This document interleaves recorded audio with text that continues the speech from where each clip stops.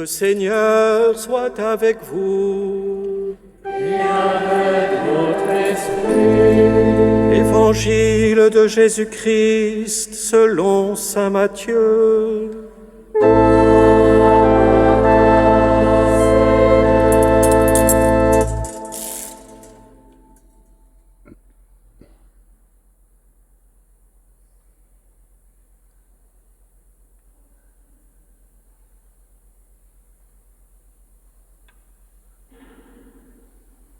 En ce temps-là, les 11 disciples s'en allèrent en Galilée, à la montagne où Jésus leur avait ordonné de se rendre.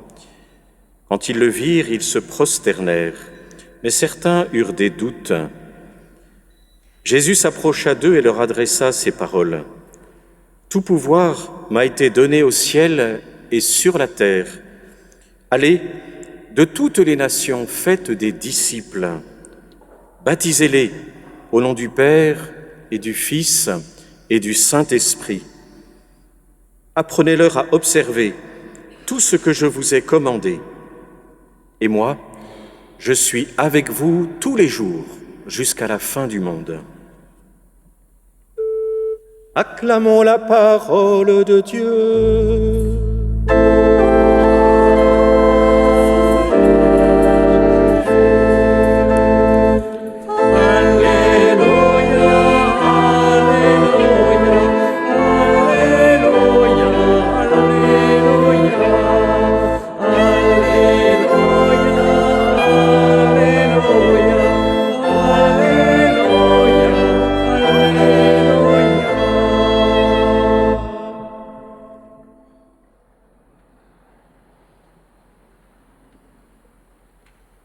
Les apôtres, le jour de la résurrection, vont voir Jésus.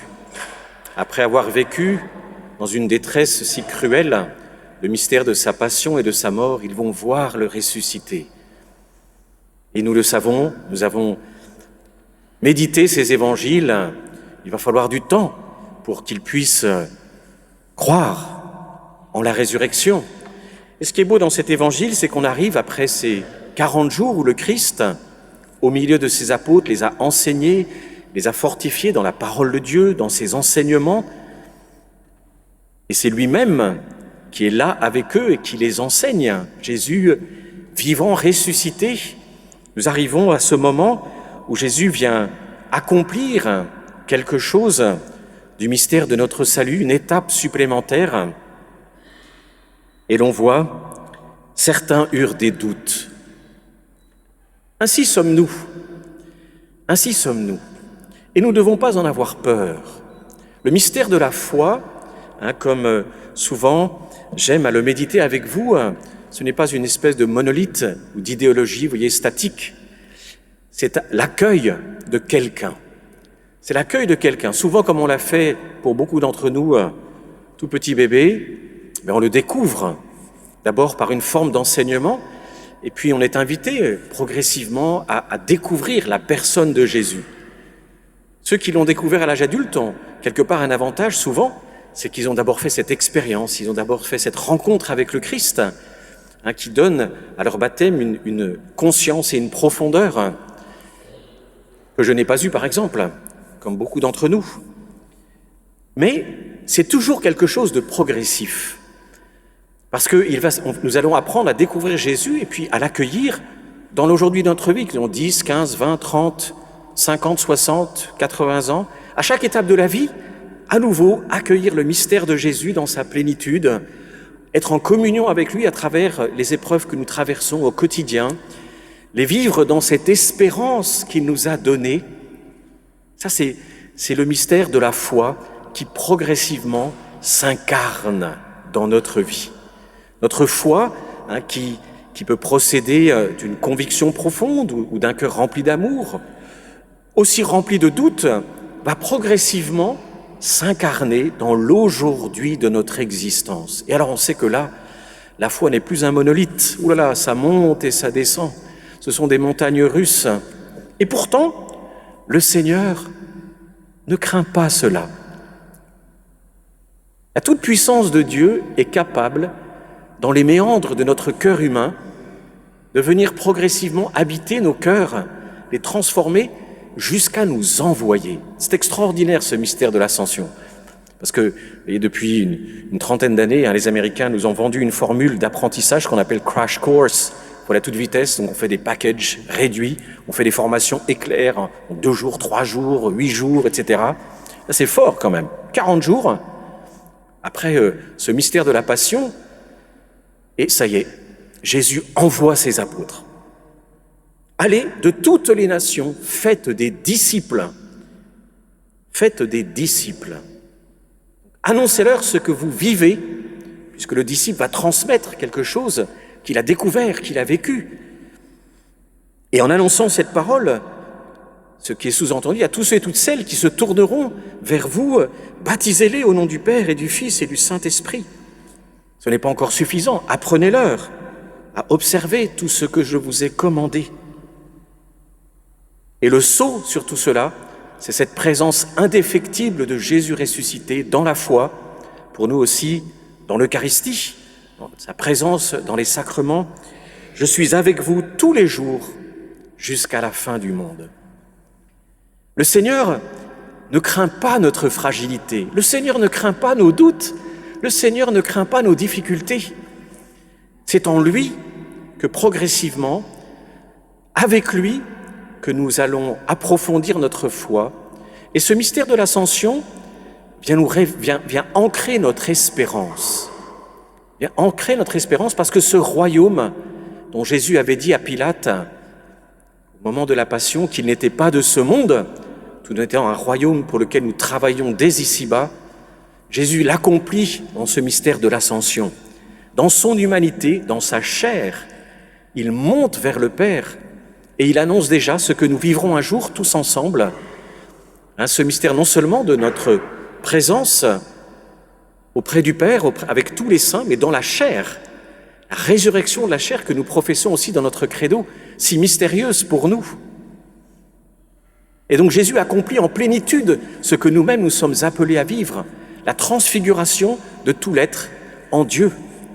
Et le royaume auquel nous travaillons ici-bas, parce que le royaume de Dieu, nous y sommes déjà, c'est de faire que ce que le Christ nous a annoncé, ce royaume de vérité, de paix, d'amour entre nous, eh bien nous le réalisions là où nous sommes. Là où nous sommes. C'est là où Jésus nous envoie. C'est dans notre vie. Parfois, au sein de notre vie, il nous dit « mais je veux un peu plus de toi », va proclamer, et alors à certains, certaines, l'Esprit Saint va les envoyer pour qu'ils proclament la parole plus avant, et qui peut-être donnent toute leur vie à l'évangélisation. Mais le premier envoi, nous pouvons tous le vivre, parce que c'est dans l'aujourd'hui, le quotidien de notre vie, là où nous sommes, dans toutes les relations qui font du matin au soir notre vie, à la maison, au travail, dans notre vie sociale, politique, partout où nous sommes. Vivre, essayer de vivre notre vie avec le Christ, et donc avec les valeurs de l'Évangile, avec ces valeurs de solidarité, d'amour, de pardon, apprenant nous-mêmes à rester en communion avec le Christ pour pouvoir être plus forts que les multiples tentations que nous rencontrons. Et la fragilité de notre vie ne doit pas nous faire peur. C'est pour ça que ce mystère de l'ascension, il est si fort, tel que saint Matthieu nous le donne. Certains eurent des doutes. Ainsi sommes-nous, frères et sœurs. Mais nous ne devons pas avoir peur. Tout cela fait partie de nous, et donc ça fait partie de notre chemin. Tout ce qui fait partie de nous fait partie de notre chemin de foi. Et c'est lentement que la foi va pénétrer notre cœur, le transformer, le toucher. Aussi, demandons cette grâce, en ce jour de l'Ascension, d'ancrer notre vie dans le Christ. Saint Paul dira, recherchez, nous l'avons écouté dans la lecture, recherchez les réalités d'en haut. C'est-à-dire, mettez votre cœur dans tout ce que l'Évangile nous annonce, dans ces valeurs de l'Évangile. Croyez-y, malgré non seulement notre faiblesse, mais malgré souvent l'obscurité du monde dans lequel on peut vivre, dans lequel il y a aussi des zones de ténèbres qui parfois, surtout comme quand on voit ce qui se passe aujourd'hui en géopolitique, peuvent nous faire peur. Ancrer notre foi dans le Christ et dire, eh bien, Seigneur, malgré cela, avec toi, en toi, je veux vivre cet esprit de l'Évangile là où je suis. Allez, de toutes les nations, faites des disciples. Ça veut dire, ne gardez pas pour vous ce trésor. Même si vous le portez dans la fragilité, même si vous le portez dans le doute, même si c'est pas facile, allez, de toutes les nations, faites des disciples. Autrement dit, c'est en Jésus que nous venons, avec notre faiblesse et notre fragilité, puiser la force, et nous le faisons dans chaque Eucharistie. Quand nous le recevons dans la communion, nous le recevons pour pouvoir, avec ce que nous sommes, donner. Le Seigneur nous dit, mais donnez ce que vous avez reçu. Même si vous le donnez mal, même si vous vous trompez parfois, même si vous ne savez pas toujours comment faire, donnez. Il est beaucoup plus important de semer que de s'occuper de savoir si tout ce que l'on a semé porte le fruit que nous voudrions qu'il porte. On se regarde encore trop. Donnez largement, sans vous inquiéter de votre petitesse, de votre fragilité. On le fait avec des erreurs, on le fait aussi en se trompant, tous autant que nous sommes, vous autant que moi autant que vous, tous. Mais il est plus important d'annoncer la bonne nouvelle. Aussi l'Ascension, c'est le Seigneur qui, au cœur même de notre faiblesse, nous dit « Va, je t'envoie ». Alors, nous le savons, cela sera pleinement réalisé dans la vie des apôtres à la Pentecôte. C'est le don de l'Esprit Saint qui va les fortifier et leur permettre, malgré leurs faiblesses, malgré leurs infidélités, malgré leurs péchés, de pouvoir annoncer. Et il en sera de même pour nous, c'est dans l'Esprit Saint que nous allons le réaliser, malgré nos infidélités, malgré nos faiblesses, malgré notre péché. Finalement, l'Ascension nous invite à ne pas nous regarder nous-mêmes. Quand on se regarde soi-même, ou quand on regarde les autres à travers leurs défauts, on tombe dans le pessimisme le plus redoutable. On se dit, de toute façon, qui suis-je, puisqu'ils sont ces gens-là pour annoncer toutes ces merveilles. Alors que le chrétien, c'est celui qui, dans l'humilité, humblement vient auprès de Jésus et lui dit « Oui, je sais, Seigneur, je suis pauvre, je suis faible, je ne suis pas extraordinaire, mais je suis unique à tes yeux, je suis unique dans ton amour, et tu as déposé dans mon cœur cette bonne nouvelle, cette espérance extraordinaire. Eh bien, malgré mes faiblesses, je vais le donner. » Ça, c'est la magnanimité du chrétien. Et quand on refuse de donner parce qu'on est faible, attention, c'est notre orgueil. C'est notre orgueil qui prend la fausse allure d'une fausse humilité. En fait, on se planque, pour tout dire. On se dit, je veux pas d'ennui. Alors que être chrétien, c'est accepter humblement, oui, que nous sommes faibles, je suis faible, que nous sommes fragiles, je suis fragile, mais que ce que le Seigneur nous a donné, avec nos pauvretés, nos limites, nous le donnons. Et professer notre foi, puisque certains d'entre vous allez faire votre profession solennelle de foi, comme nous l'avons vécu durant le carême, les catéchumènes aussi, dans leur étape vers le baptême, ont aussi solennellement professé la foi, et tous les dimanches, nous le faisons aussi, nous le prions ensemble.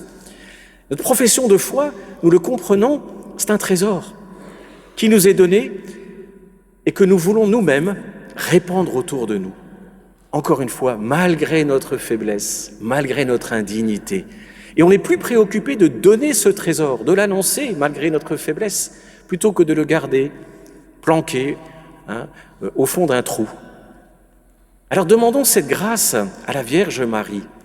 Demandons cette grâce à notre Mère de ne pas nous regarder, de faire attention de ne pas tomber dans cet orgueil un peu subtil dans lequel on préfère cacher les choses plutôt que de les annoncer, oui, en montrant à tout le monde que nous ne sommes pas parfaits, puisque nous annoncerons toujours l'Évangile avec nos imperfections. Que la Mère de Dieu nous donne cette reconnaissance pour le don reçu, de telle façon à pouvoir le donner et le partager là où nous sommes humblement. Amen.